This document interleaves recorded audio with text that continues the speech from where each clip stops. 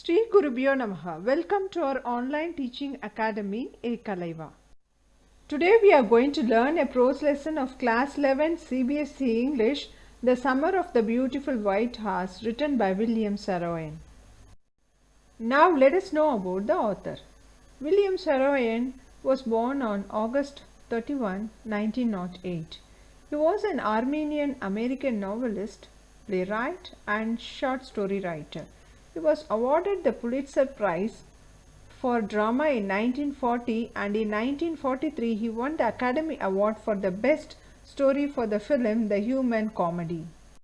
This story is about two poor Armenian boys who belong to a tribe whose hallmarks are trust and honesty. Now we'll move on to the line-by-line explanation of this lesson. One day back there in the good old days, when I was 9 and the world was full of every imaginable kind of magnificence, and life was still a delightful and mysterious dream. My cousin Maurad, who was considered crazy by everybody who knew him except me, came to my house at 4 in the morning and woke me up tapping on the window of my room. The story is narrated by a 9-year-old Armenian boy named Aram. He says that when he was 9 years old, everything around him was delightful and mysterious. He was a happy boy, and he had a cousin, Maurad. Maurad was considered crazy by everyone, and Aram did not think so. At 4 o'clock in the morning, Maurad came to his house and woke him up by tapping the window of his room. Aram, he said. I jumped out of bed and looked out of the window. I couldn't believe what I saw. It wasn't morning yet, but it was summer, and with daybreak not many minutes around the corner of the world. It was light enough for me to know I wasn't dreaming. He called Aram. Then Aram jumped out of bed and looked out of the window. He couldn't believe. It was not morning yet, but it was summer, and with daybreak not many minutes around the corner of the world. And there was light enough to make him see outside. What made him believe he wasn't dreaming? My cousin Maurad was sitting on a beautiful white horse.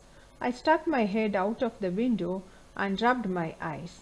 Yes, he said in Armenian, it is a horse. You're not dreaming. Make it quick if you want to ride. Maurad was sitting on a beautiful white horse. Then Aram stuck his head out of the window and rubbed his eyes. And he couldn't believe what he saw outside the window. Maurad assured him it was not a dream. He asked if he wanted a ride, he must be quick. I knew my cousin Maurad enjoyed being alive more than anybody else who had ever fallen into the world by mistake. But this was more than even I could believe. Maurad was a type of person who enjoyed being alive, but he could not believe that he was seeing a horse. In the first place, my earliest memories had been memories of horses, and my first longings had been longings to ride. This was the wonderful part.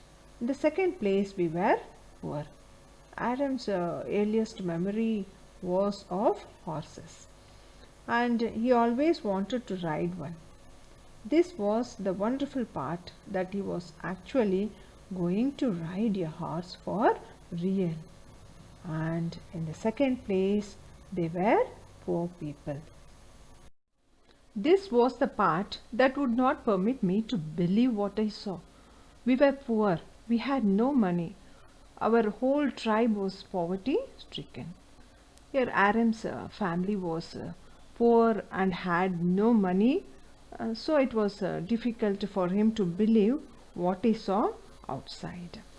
Every branch of the Geroglanian family was living in the most amazing and comical poverty in the world. He belonged to a Geroglanian family was living in the most amazing and comical poverty in the world. Nobody could understand where we ever got money enough to keep us with food in our bellies, not even the old men of the family. Here they did not even know how they managed to get food for themselves every day. Most important of all, though we were famous for our honesty, we had been famous for our honesty for something like 11 centuries. Even when we had been the wealthiest family in what we like to think was the world. Most important of all us, they were famous for honesty. They had been famous for their honesty for something like 11 centuries. Some long time ago, once they had been the wealthiest family. Even in those days, they did not lose their honesty. We were proud first, honest next, and after that we believed in right and wrong. They were proud first, honest next, and after that they believed in right and wrong. None of us would take advantage of anybody in the world, let alone steal. No one from their family would ever steal anything or would take advantage of anyone in the world. Consequently, even though I could see the horse so magnificent, even though I could smell it so lovely, even though I could hear it breathing so exciting, I couldn't believe the horse had anything to do with my cousin or with me or with any of the other members of our family asleep or awake. Aaron was so excited that he was seeing a horse that was so pleasant and beautiful. He could smell it and hear it breathing and still could not believe that Maurad or Aram or anyone in the family could afford a horse.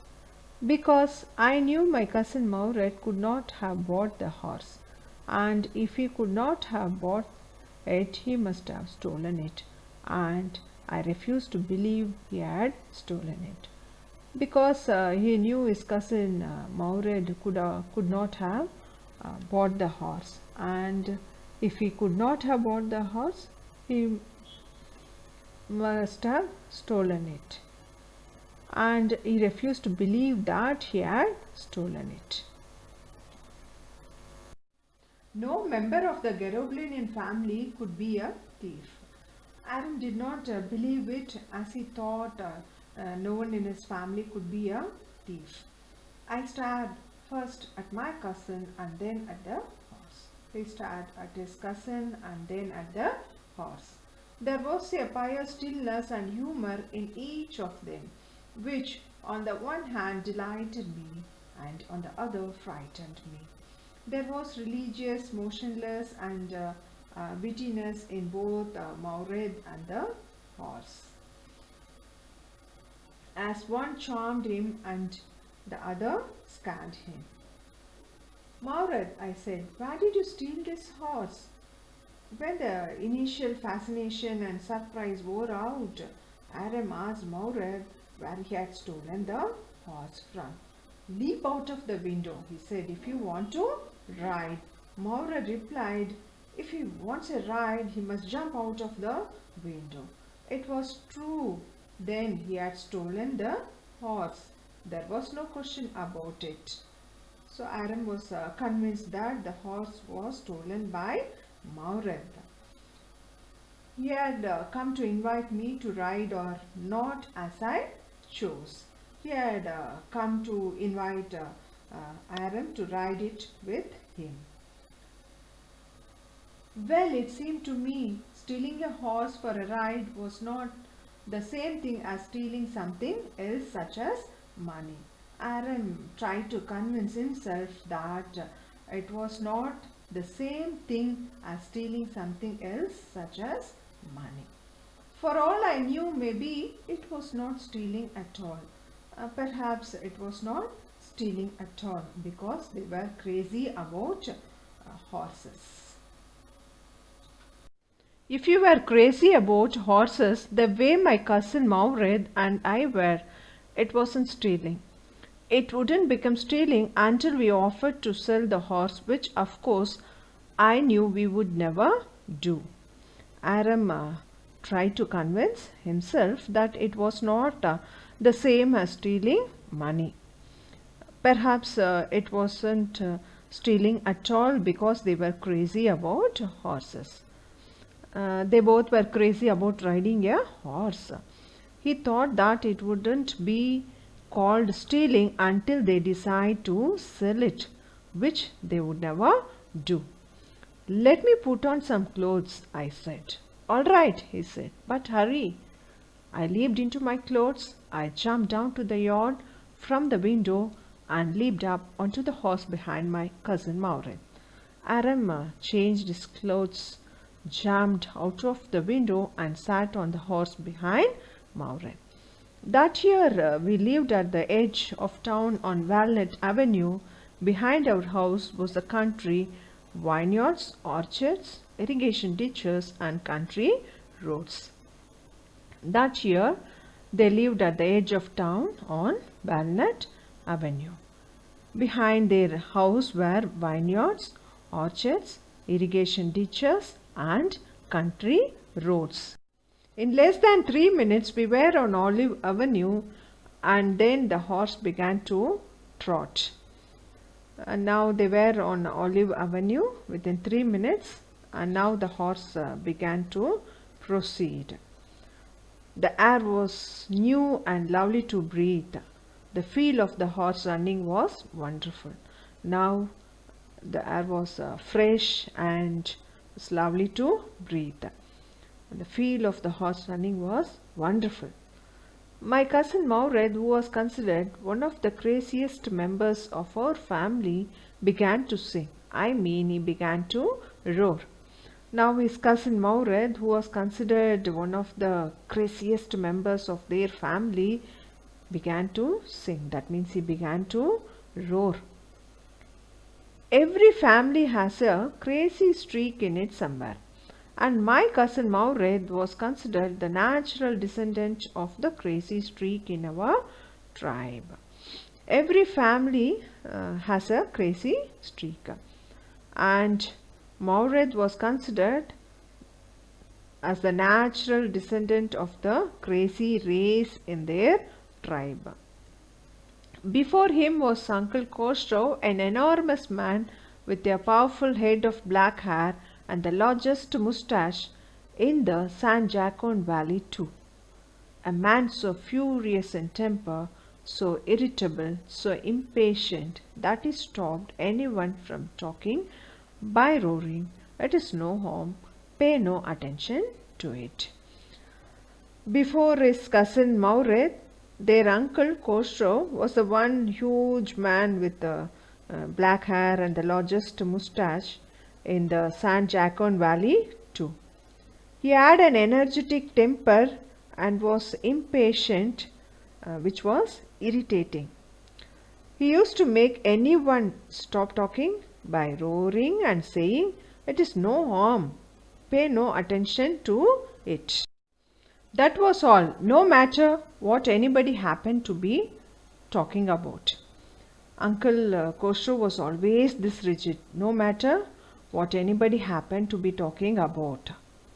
Once it was his own son Arak running 8 blocks to the barber shop where his father was having his moustache trimmed to tell him their house was on fire. Once his own son Arak came running to him when he was getting his moustache trimmed at the barber's shop. He told him that their house was on fire. This man Khosrow sat up in the chair and roared, "It is no harm, pay no attention to it." This man Khosrow sat up in the chair and roared and said the same dialogue, "It is no harm, pay no attention to it." The barber said, "But the boy says your house is on fire."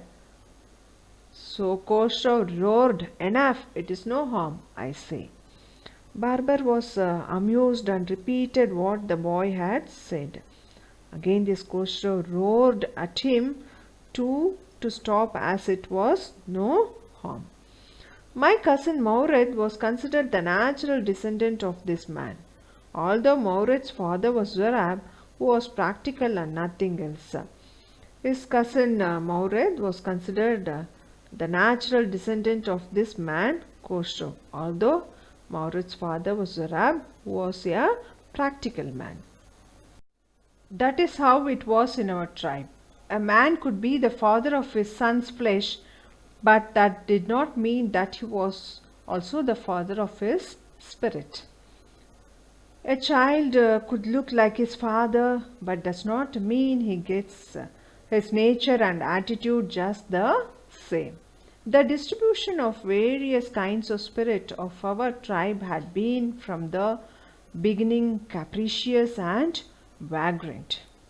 There are different kinds of people in their tribes, moody and without any settled work or home. We rode and my cousin Maurid sang. For all anybody knew, we were still in the old country where, at least according to some of our neighbors, we belonged. We led the horse as long as it felt like running. Ared and Maurid led the horse running as long as it felt like running. Maurid was still singing loudly. They were still in the countryside where, according to their neighbors, they belonged to. At last my cousin Maurid said, "Get on, I want to ride alone."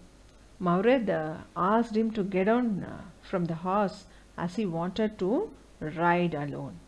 "Will you let me ride alone?" I asked. "That is up to the horse," my cousin said. "Get down, the horse will let me ride," I said.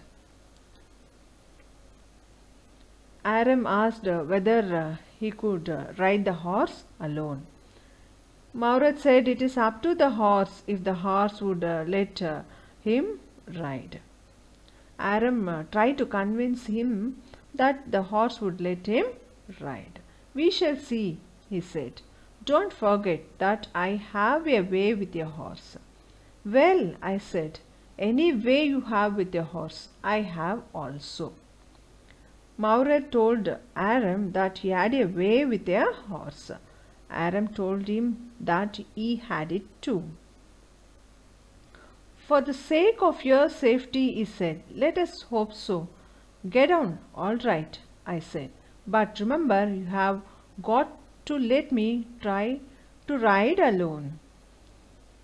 Maurid told him to get down and said it is for his own safety. Aram got down, telling him that he will ride the horse alone. I got down and my cousin Maurid kicked his heels into the horse and shouted, "Whizzer, run!"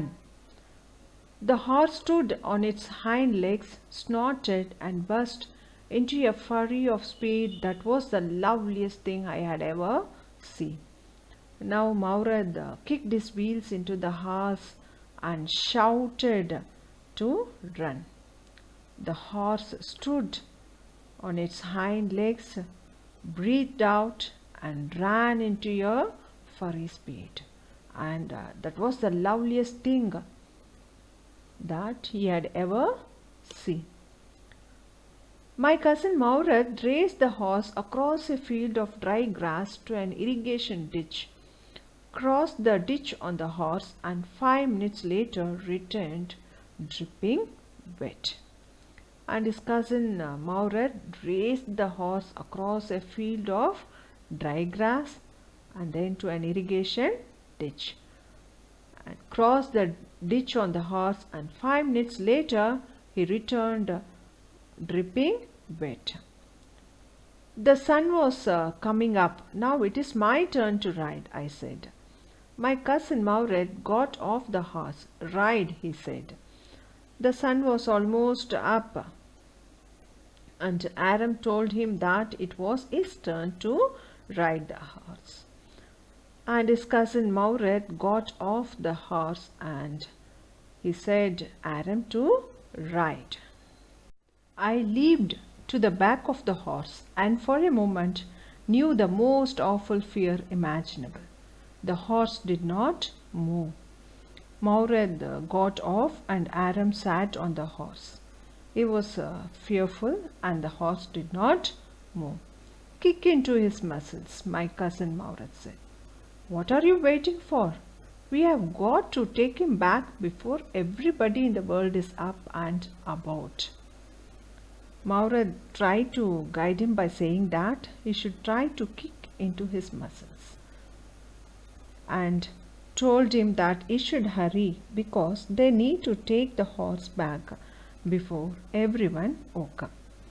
I kicked into the muscles of the horse. Once again it reared and snorted. Then it began to run. Aram kicked into the muscles of the horse, to which the horse again raised and breathed out. The horse began to run. I didn't know what to do.